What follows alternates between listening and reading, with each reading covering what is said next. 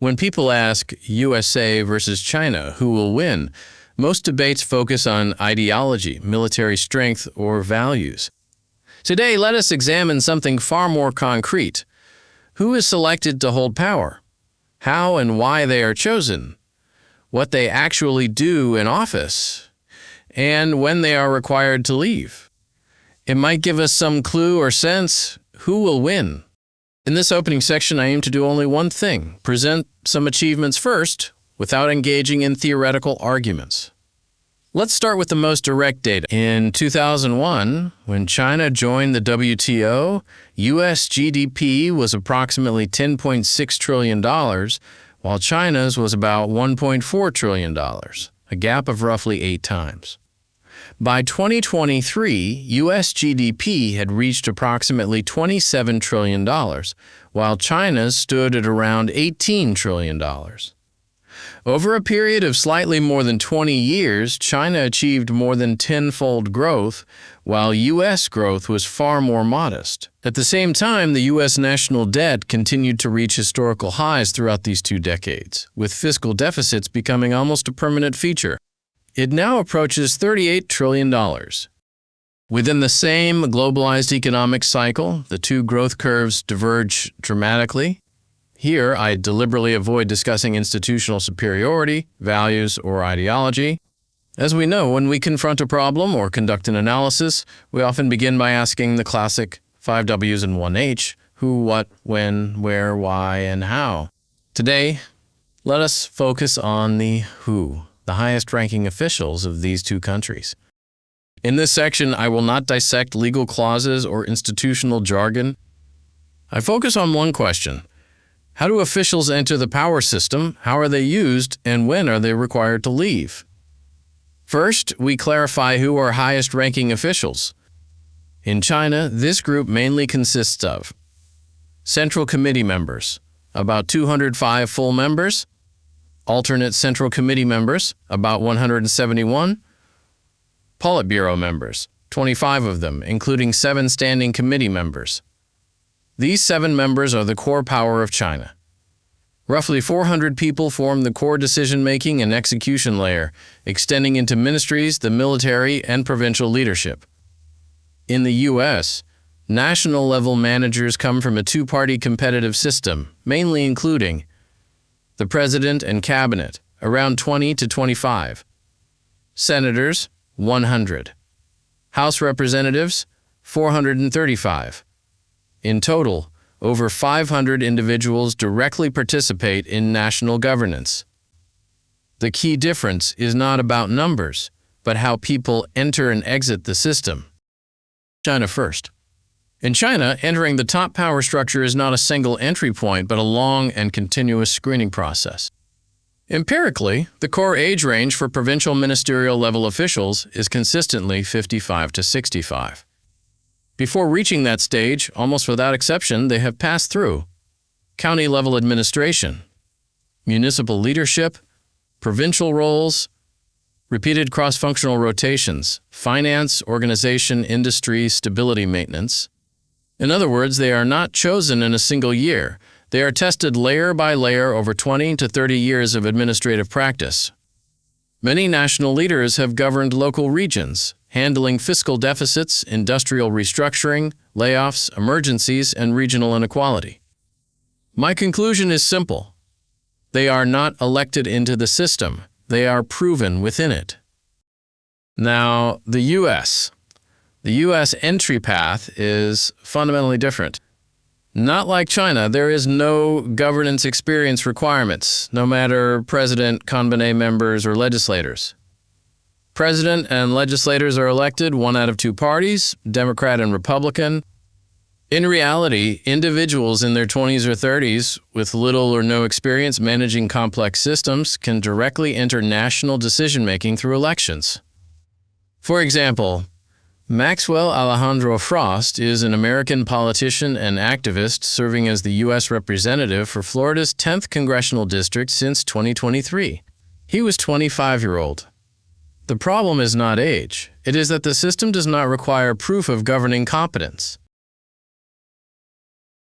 In China, 5-year plan FYP, is the country's main national economic and social development blueprint, issued every 5 years by the central government. It sets strategic priorities, growth targets, and policy directions rather than detailed operational rules.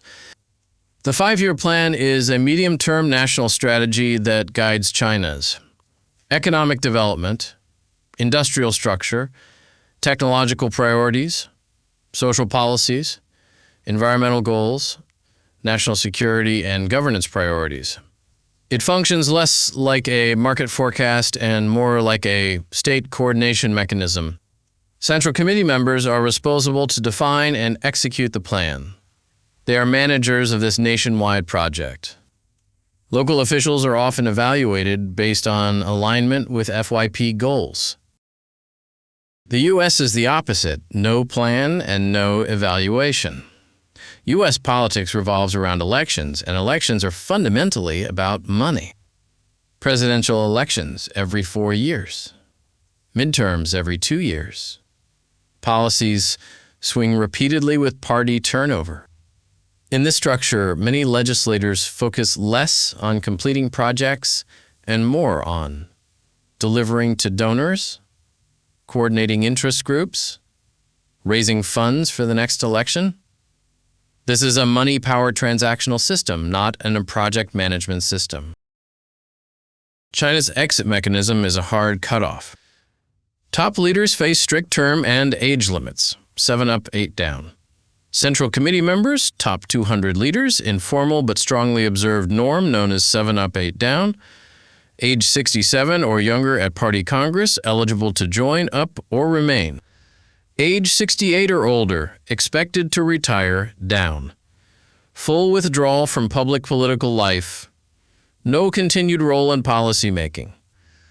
As a result, elderly politicians, particularly those over 75, do not consistently occupy the highest national leadership positions. In the U.S., a genuine exit barely exists. The U.S. has virtually no mandatory retirement mechanism. The result is a highly fragmented structure. On one side, very young politicians with no tested administrative capacity. On the other hand, politicians in their 70s or 80s, sometimes with clear health and cognitive decline, are still holding power. In China, more than 90% of Central Committee members come from ordinary family backgrounds. Why? Because reaching the top of political power typically requires a journey of over 30 years, rising step by step from county-level positions to the national level. Advancement along this path is driven less by personal background and more by demonstrated performance within the system.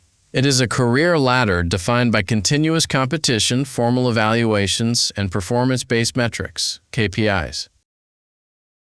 In the U.S., politics is a business. Political families often dominate among top national officials.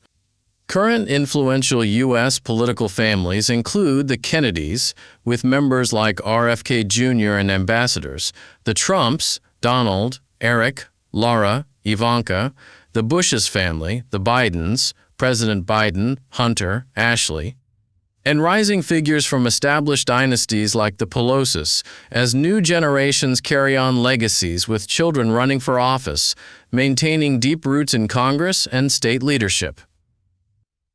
Other famous examples include the Clinton couple and the McConnell couple with Elaine Chao. This is a highly closed elite circulation system. In China, senior officials, the military, and state-owned enterprises remain under sustained high-pressure anti-corruption enforcement with no rank ceiling. Assets of these official families are highly sensitive, and financial risk is extreme. The system sends a clear message from day one. Power is not a tool for personal enrichment. Crucially, accountability does not expire. Even retired officials can be investigated years later. The message is clear. Power is temporary. Responsibility is lifelong. In the U.S., members of Congress earn $174,000 annually, yet many experience wealth growth far exceeding their salaries. For example, Representative Ilhan Omar reported a negative net worth when initially elected in 2018. In her 2024 financial filing, covering household assets, she and her husband reported a net worth ranging between $6 million and $30 million. Also, after leaving office, high-paying speaking engagements, consulting, and board positions are the norm. In the U.S., lobbying is legal, revolving doors are legal, and the lobbying industry alone generates tens of billions of dollars annually. This is effectively a system where power can be legally monetized. If a country is a corporation, China resembles a professional management system emphasizing execution and engineering capability. The U.S. resembles an elite board combined with public relations and interest coordination. Chinese national managers are structurally separated from money from the start. U.S. political systems bind officials to money from day one. U.S. politics is another form of business. Who will win?